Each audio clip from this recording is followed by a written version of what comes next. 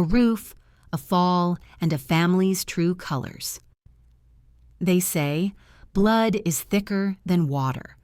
But what happens when the blood you sacrificed for turns cold, and the only water you receive is the ice poured over your dignity? That was the thought seared into my memory on the day I collapsed on the roof of my own son's house. My body gave out, but what truly broke me wasn't the fall. It was the sound of laughter that followed, and the chilling splash of a bucket of ice water dumped over me, not in kindness, but in contempt. Before we unravel how a mother ended up on her son's roof, cleaning shingles under a blazing sun, let me ask you something. If one day the people you loved most treated you as disposable, how would you react? Would you keep silent, or would you find the strength to reclaim your worth? Welcome to Quiet Revenge Tales. Before we dive into today's story of sacrifice, betrayal, and an unexpected twist of justice, remember to subscribe and ring the notification bell. Here, you'll always find stories where the silent voices of mothers, wives, and women like you are finally heard, where sacrifice meets betrayal, and betrayal meets its reckoning. And while you're here, tell me, where are you watching from? Have you ever seen injustice within your own family that made your heart ache? Share in the comments below. You never know, your story might echo in the next video. I'm Margaret Holloway, 68 years old, a retired school librarian with hands that have turned more pages of books than they ever scrubbed shingles. My husband, Robert, passed away 5 years ago. Since then, my life has been a quiet one. Tending to my small garden, rereading the classics, hosting Sunday dinners when my son and his wife cared to join. But life has a way of testing even the gentlest souls. It began innocently, as most betrayals do. My son, David, had asked for help. Not directly, of course. He never liked to show weakness. It was his wife, Claire, who called me that morning. Her voice was sweetened with the kind of politeness that hides sharp edges. "Margaret," she said, "the roof needs cleaning before the appraiser comes next week. David's busy with work. Could you maybe stop by and help out?" Now, you may ask, why would a woman my age climb onto a roof for something like that? The answer is simple. Mothers do foolish things for love. I wanted to be needed. I wanted my son to see me not as a burden, but as someone still capable of giving. The sun was merciless that day. Each step on the ladder was a reminder that my knees were not what they used to be. Still, I pushed through. I thought of David as a boy, how I once patched the leaky roof of our old home with nothing but tar and faith while he sat inside reading his comic books. Back then, I was his safety net. Perhaps, foolishly, I wanted to prove I still was. I never saw the dizziness coming. One moment I was scrubbing, the next, the world tilted. My hands slipped and the air rushed out of me. I crumpled onto the hot tiles, unable to move. My chest tightened, and darkness licked at the corners of my vision. And then, voices. Claire's, sharp and impatient. "She's just lying there. Margaret, get up already." But my body wouldn't obey. My lips moved, but no sound came. The next thing I felt was shock, pure and freezing. A torrent of icy water cascaded over me, soaking my clothes, stabbing into my bones. Claire had emptied a bucket of ice water onto me as if I were some stubborn stain she couldn't scrub out. Her laughter rang in my ears. And worse, silence from David. My son stood there, his outline blurred by the water in my eyes, doing nothing. If you've ever known the sting of being dismissed by your own child, you understand. It wasn't just water on my body, it was humiliation seeping into my soul. That moment, suspended between life and betrayal, became the crack where everything began to shatter. But let me assure you, this story doesn't end with me broken. Number. It ends with me standing taller than ever, holding the very deed to the house they thought was theirs. and reminding them that respect is not given freely, it is earned. Yet before we get there, you need to see the path that led me from silence to quiet revenge.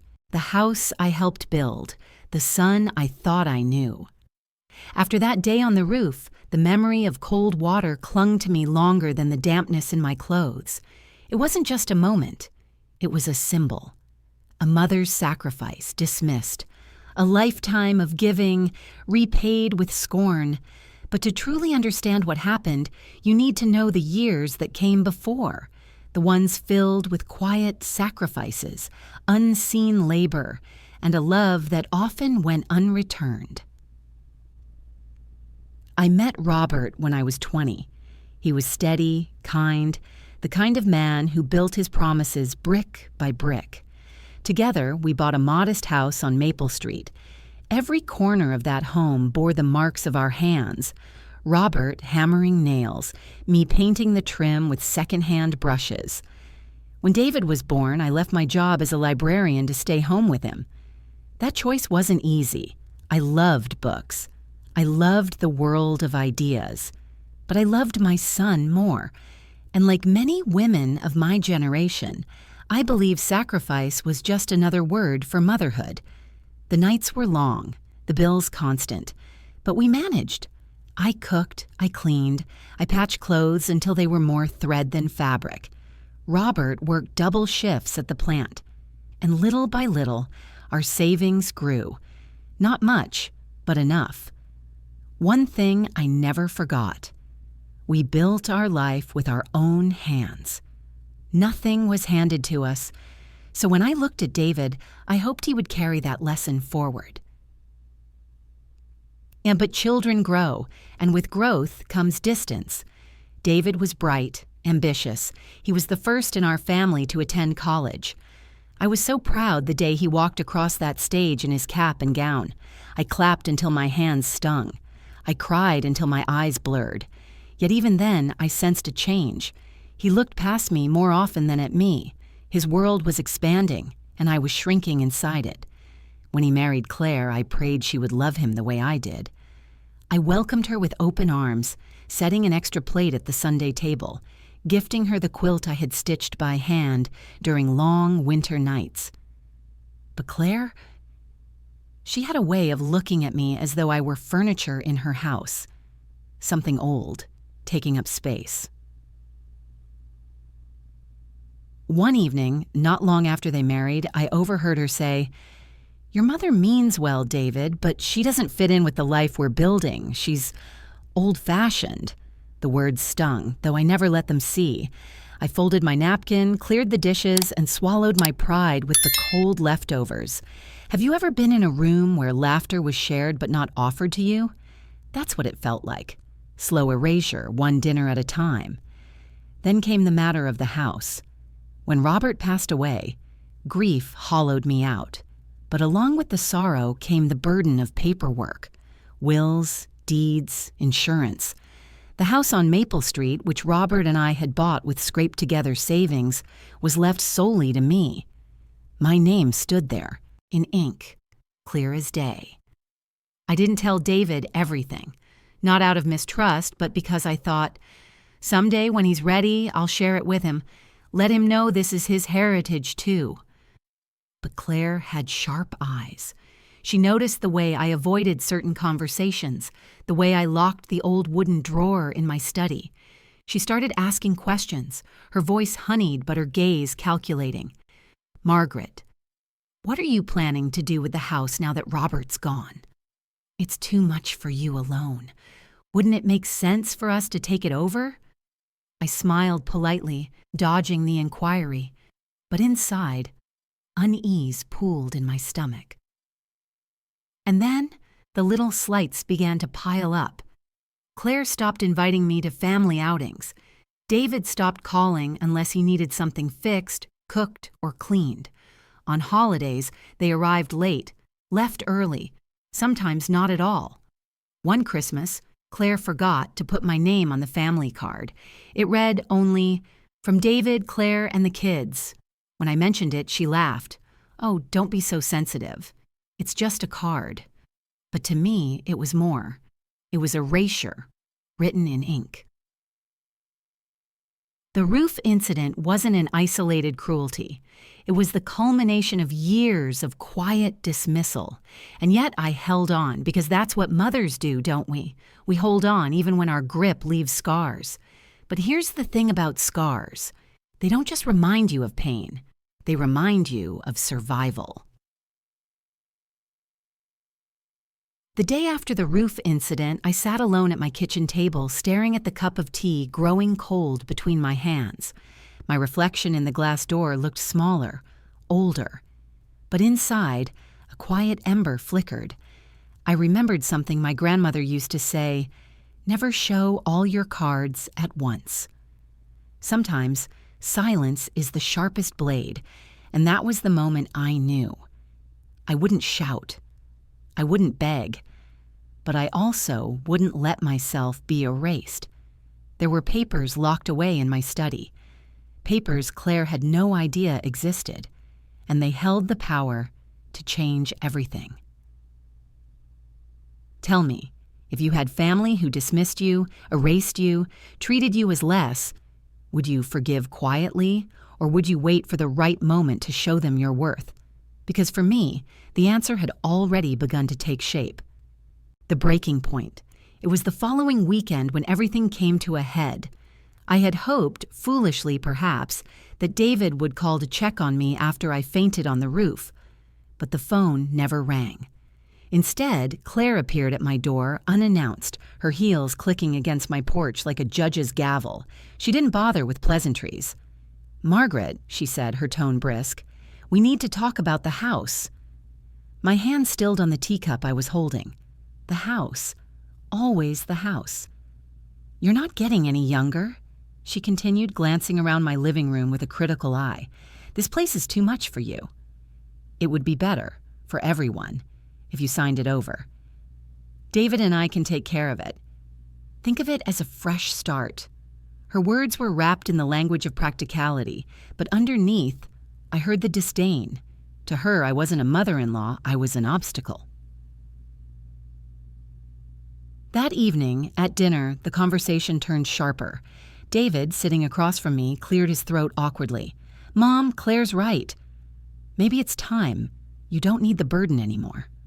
I stared at him, searching his face for the boy who once begged me to read him The Velveteen Rabbit every night, the boy who cried into my shoulder when he scraped his knee. But he wasn't there. Instead, I saw a man who had allowed someone else's voice to drown out his own. "You think this house is a burden?" I asked quietly. David avoided my eyes. "It's practical." Claire smirked into her wine glass. "Besides, Margaret, you'd still live here, just not officially." "Isn't that enough?" Her words landed like a slap. To still live here, but not officially. As if I were some tenant in the very home I had built with my husband. The tension grew in small, cruel ways.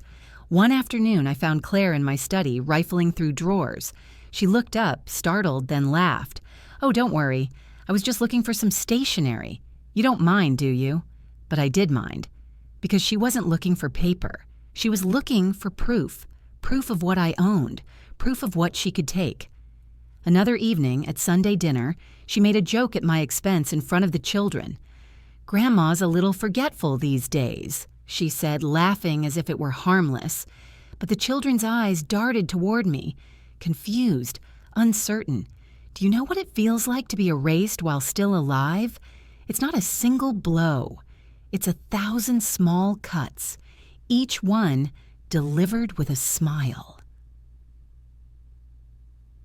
And then came the cruelest moment. I overheard them late one night when I walked past their bedroom door. Claire's voice was sharp, insistent. "She'll never let go unless we push. We have to show her she doesn't belong anymore." And David's reply, so quiet it nearly broke me. "Maybe you're right." Those words sank into my bones. My son, the boy I had carried, fed, clothed, prayed for, now conspiring with his wife to drive me out of my own life. The next day, Claire delivered the final insult. I was sitting in the garden tending to the roses Robert had planted years ago when she strode over, phone in hand. "Oh, Margaret, I forgot to tell you," she said casually. "We've scheduled an appraiser to come next week."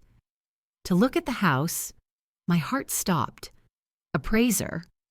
For what? For resale, of course. She smiled sweetly. "David and I are thinking of refinancing, maybe moving things around. But don't worry, you'll still have a room." A room. That's all I was to them, a guest in my own home. That night, I sat at my desk, the old wooden drawer unlocked before me. Inside were the documents Robert and I had signed years ago. The deed, the will, proof that the house, every brick of it, was mine.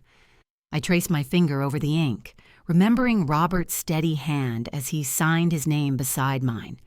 We had agreed on it together. If one of us passed, the other would hold sole ownership. It was our safeguard, our promise to each other. And now, it was my shield. I closed the drawer, my decision sealed along with it. I wouldn't confront them yet, not until the moment was right. Silence would be my weapon, patience, my ally, because the cruelest revenge is not loud, it is quiet. It is waiting until the ones who underestimate you step fully into their arrogance, and then showing them you were never powerless at all. If you've ever been in a position where your worth was questioned, where you were treated as invisible, tell me, would you endure it silently, or would you bide your time until the truth spoke louder than words? As for me, I had chosen. I would wait. And when the time came, justice would not be begged for.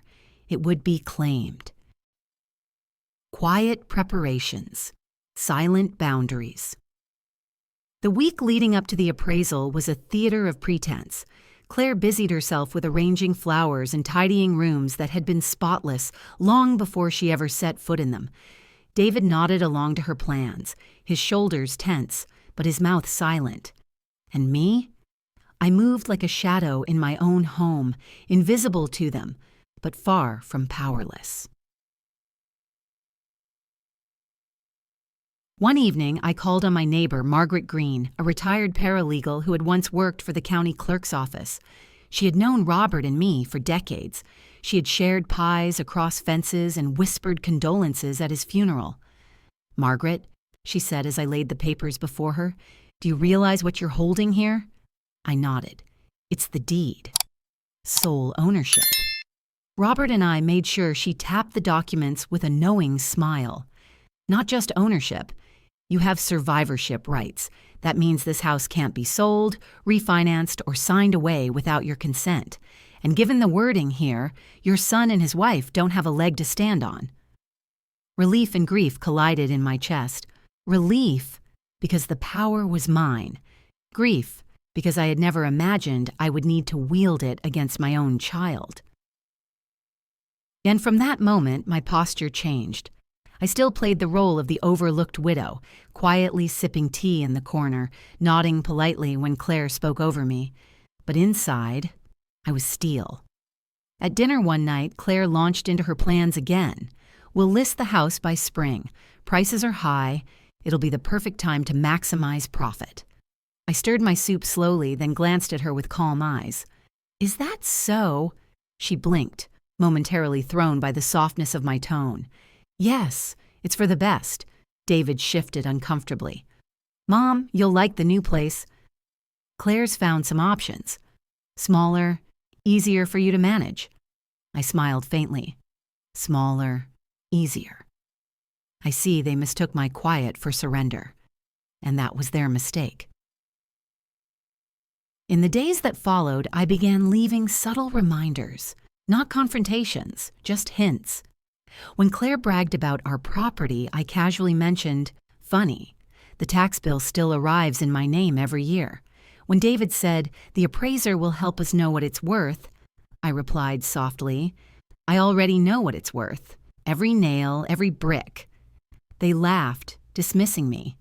But I saw the flicker of unease in Claire's eyes. She suspected I was not as pliant as she believed. The turning point came on a rainy Thursday when a letter arrived addressed to me. The return address read, Holloway and Company. Law offices. Claire intercepted it from the mailbox, her hands quick as a hawk's. But what she didn't know was that I had arranged for a duplicate to be sent by email to Margaret Green. When I confronted her at the kitchen counter, she waved the envelope carelessly. Oh, this looked important. I thought I'd save you the trouble. Her smile was too tight, her voice too smooth. I took the letter from her, meeting her gaze with a steadiness she hadn't seen before. You shouldn't go through other people's mail, Claire. It's a federal offense, you know. Her smirk faltered. That was the moment I drew my line. Not loud, not dramatic, just a quiet reminder that I was not to be trifled with. Inside, the letter confirmed everything Margaret Green had said. The house, the land, even the adjoining plot Robert and I had once dreamed of turning into a garden. It all belonged to me, protected under survivorship rights. No sale, no transfer, no refinancing without my consent. I placed the letter back in the drawer alongside the other documents and felt the weight shift inside me. I wasn't just defending bricks and mortar. I was defending Robert's memory, my sacrifices, and the very years of my life that had been poured into those walls.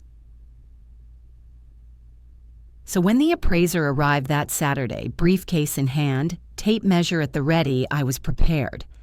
Claire greeted him with the enthusiasm of a hostess expecting praise. Right this way. It's our home, and we're looking to make some changes. The appraiser turned to me politely. And you are? Before Claire could answer, I extended my hand. I'm Margaret Holloway, owner of the property. Please let me show you around.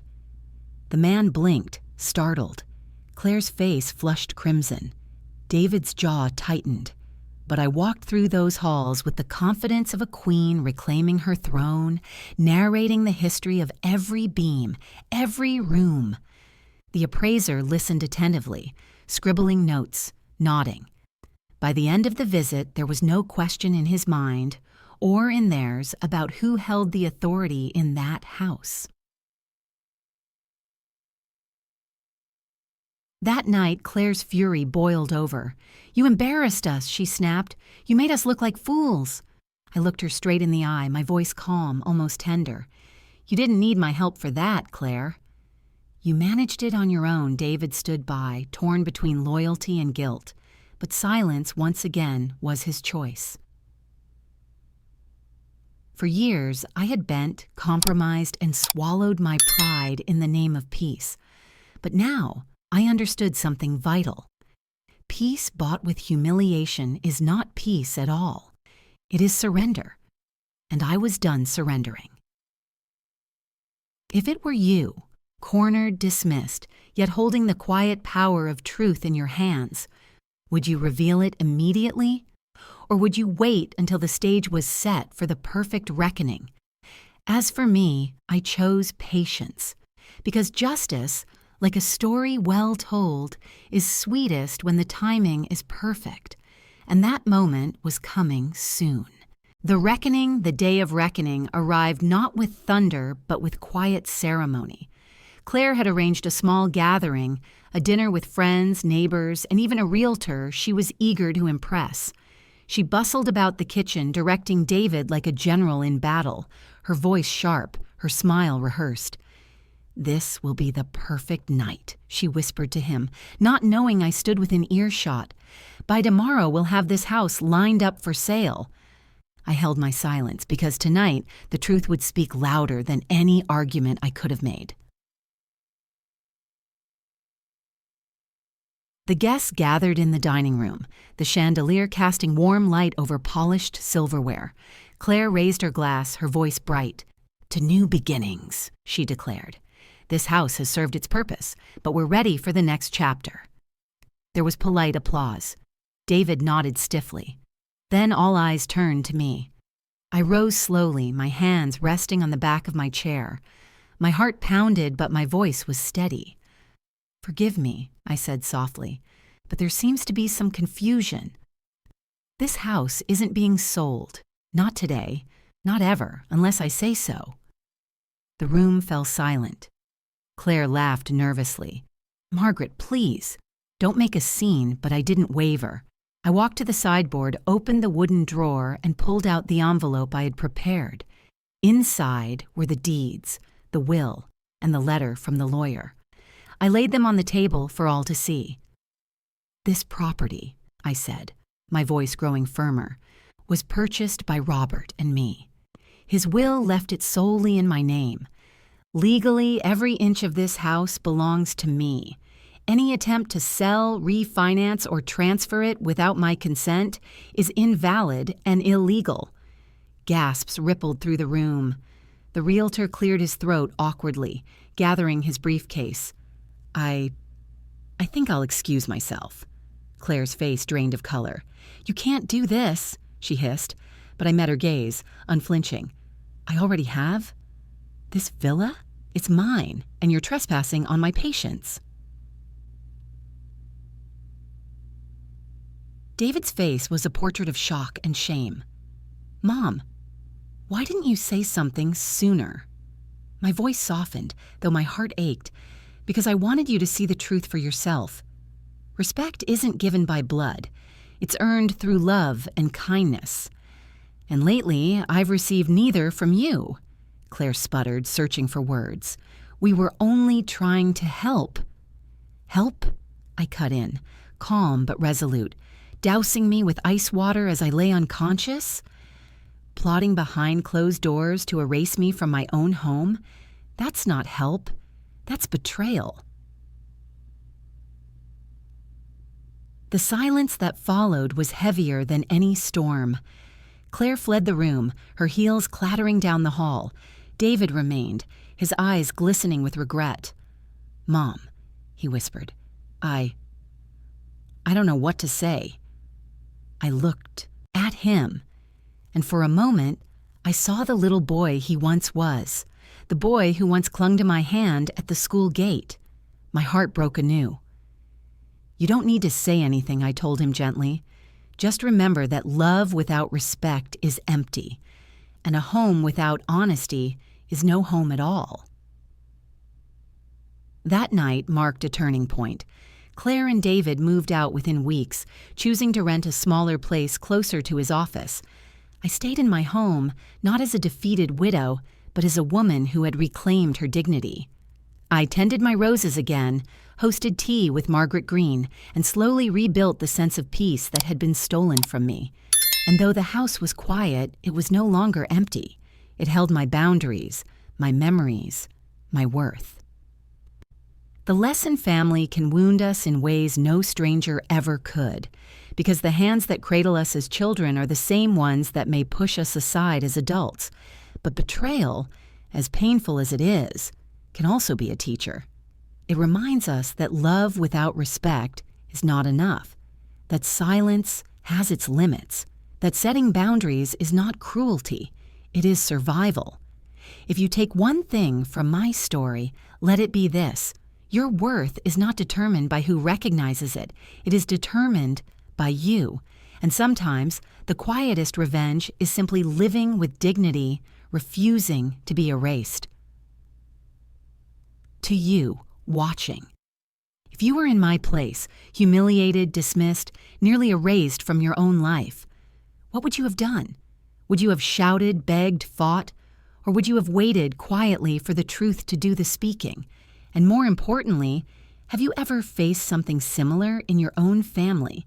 I invite you, share your story in the comments. Tell us where you're watching from, because here, in this community, no one suffers in silence.